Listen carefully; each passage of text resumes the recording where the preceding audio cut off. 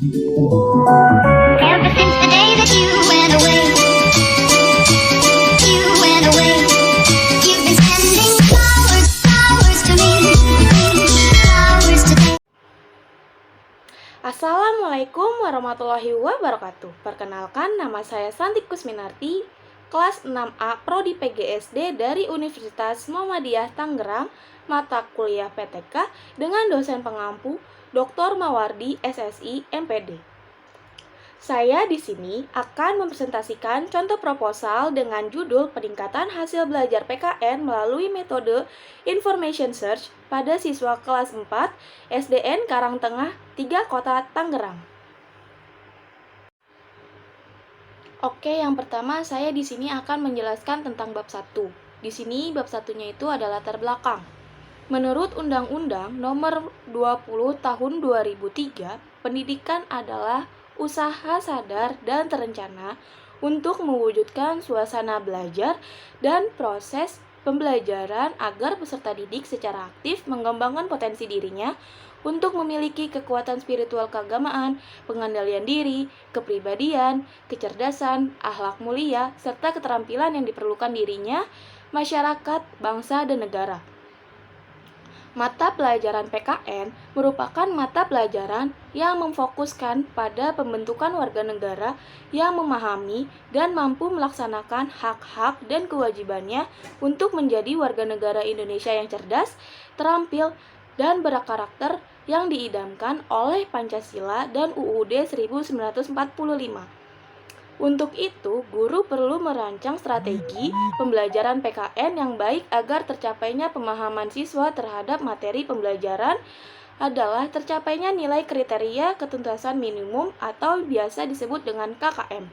Metode Information Search adalah suatu metode pembelajaran yang menuntut siswa untuk aktif dalam mencari informasi sehingga mereka menemukan sendiri apa yang mereka pelajari dari berbagai sumber belajar. Dengan pembelajaran PKN diharapkan hasil belajar siswa akan meningkat. Maka penulis akan mengadakan penelitian berjudul Peningkatan Hasil Belajar PKN melalui metode Information Search pada siswa kelas 4 SDN Karangtengah 3 Kota Tangerang. Ya, selanjutnya di sini ada identifikasi masalah. Peneliti menemukan beberapa masalah yang teridentifikasi, diantaranya yang pertama, pembelajaran masih berpusat pada guru, sehingga membuat siswa menjadi pasif dalam kegiatan pembelajaran. Yang kedua, metode pembelajaran belum bervariasi karena kurangnya pemahaman guru terhadap penggunaan strategi pembelajaran aktif. Yang ketiga, kegiatan pembelajaran tertekan menonton yang mengarah pada informasi yang disampaikan oleh guru. Yang keempat, pendayagunaan sumber belajar yang belum optimal untuk menyampaikan materi pelajaran yang cukup luas. Dan yang terakhir, rendahnya hasil belajar pada mata pelajaran PKN sehingga siswa sulit dalam mencapai tujuan belajar atau kompetensi yang harus dicapainya. Ya, di sini ada pembatasan masalah dan perumusan masalah. Di sini saya akan menjelaskan terlebih dahulu tentang pembatasan masalah. Peneliti membatasi masalah dalam penelitian tindakan kelas ini sebagai berikut. Yang pertama, penerapan metode Information Search mata pelajaran PKN materi globalisasi di kelas 4 SD Negeri Karangtengah 3 Kota Tangerang. Yang kedua, peningkatan hasil belajar PKN di kelas 4 SD Negeri Karangtengah 3 Kota Tangerang melalui metode Information Search. Selanjutnya saya akan menjelaskan tentang perumusan masalahnya. Berdasarkan pembatasan masalah di atas dapat dirumuskan masalah dalam penelitian tindakan kelas ini sebagai berikut. Yang pertama, bagaimana efektivitas penerapan metode Information Search pada mata pelajaran PKN materi globalisasi di kelas 4 SD Negeri Karangtengah 3 Kota Tangerang. Yang kedua, bagaimana upaya meningkatkan hasil belajar PKN di kelas 4 SD Negeri Karangtengah 3 Kota Tangerang melalui metode Information Search. Slide selanjutnya di sini ada tujuan peneliti.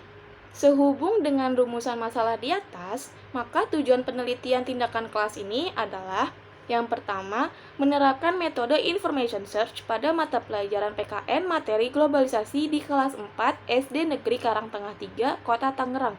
Yang kedua, meningkatkan hasil belajar PKN di kelas 4 SD Negeri Karangtengah 3, Kota Tangerang melalui information search. Slide selanjutnya ada manfaat penelitian. Hasil penelitian diharapkan bermanfaat baik secara teoritis dan praktis. Yang pertama, teoritis. Penelitian ini dapat diperluas pada pembelajaran lain dengan menggunakan metode information search terhadap faktor-faktor penyebab timbulnya masalah yang teridentifikasi dan belum diteliti dalam rangka pengembangan pembelajaran PKN dalam penelitian yang relevan. Yang kedua itu ada praktis. Praktis itu ada 3, dibagi menjadi 3. Ada bagi siswa dan bagi guru, serta ada bagi sekolah. Ya, selanjutnya di sini saya akan memaparkan bab 2. Di sini ada landasan teori. Yang pertama, tinjauan hasil belajar PKN.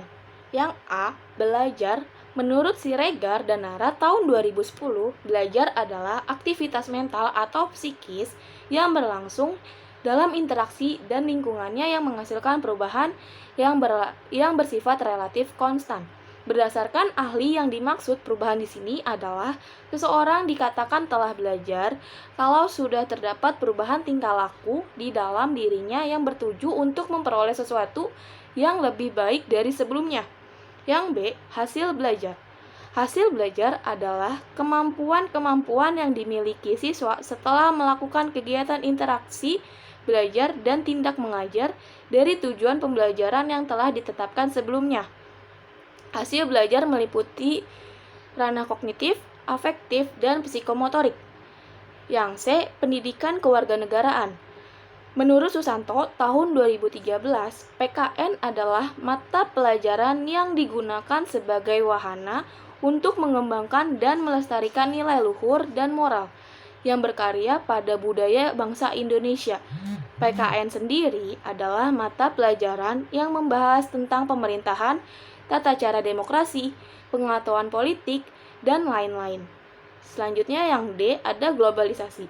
Globalisasi adalah proses menyatunya warga dunia secara umum dan menyeluruh menjadi kelompok masyarakat. Globalisasi sendiri mempunyai dampak positif diantaranya: pertama, meningkatkan etos kerja yang tinggi; kedua, kemajuan teknologi; yang ketiga, serta kemajuan di bidang informasi, komunikasi, dan transportasi.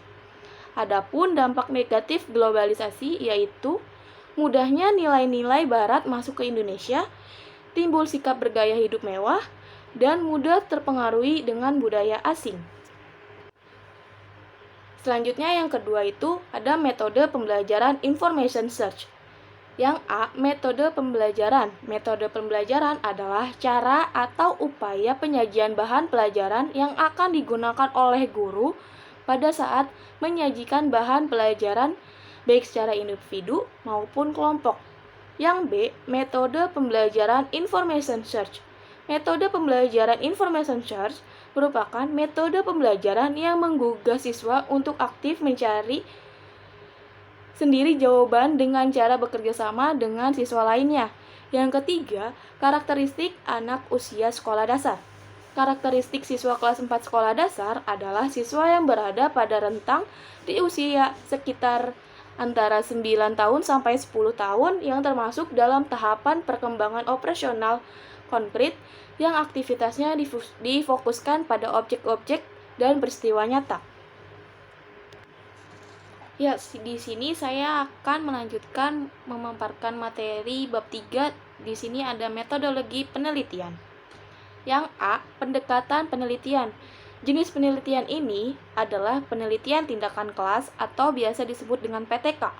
Yang B, kehadiran dan peran peneliti di lapangan. Kehadiran peneliti di lapangan ini adalah sebagai peneliti sekaligus sebagai guru. Yang C, tempat dan waktu di penelitian. Penelitian ini dilakukan di SD Negeri Karangtengah 3 Kota Tangerang. Peneliti ini dilakukan pada bulan Juli sampai bulan September. Ya, di slide selanjutnya yang D, instrumen penelitian. Yang E, teknik pengumpulan data. Di sini peneliti menggunakan teknik pengumpulan data itu ada 3. Yang pertama, melalui observasi, yang kedua, dokumentasi, dan yang ketiga, catatan lapangan. Yang F, teknik analisis data. Pada penelitian ini, teknik analisis data diolah berdasar kuantitatif dan juga kualitatif. Yang G, keabsahan data. Pada penelitian ini, peneliti menggunakan triangulasi, yaitu yang pertama, triangulasi sumber, yang kedua, triangulasi teknik, dan yang ketiga, triangulasi waktu. Desain dan prosedur penelitian ini menggunakan 3 siklus, yang mana pada siklus terdiri dari 4 tahapan, yaitu pertama, perencanaan, yang kedua, tindakan, yang ketiga, observasi, dan yang keempat itu ada refleksi. Sekian presentasi contoh proposal dari saya. Kurang lebihnya mohon maaf. Wassalamualaikum warahmatullahi wabarakatuh.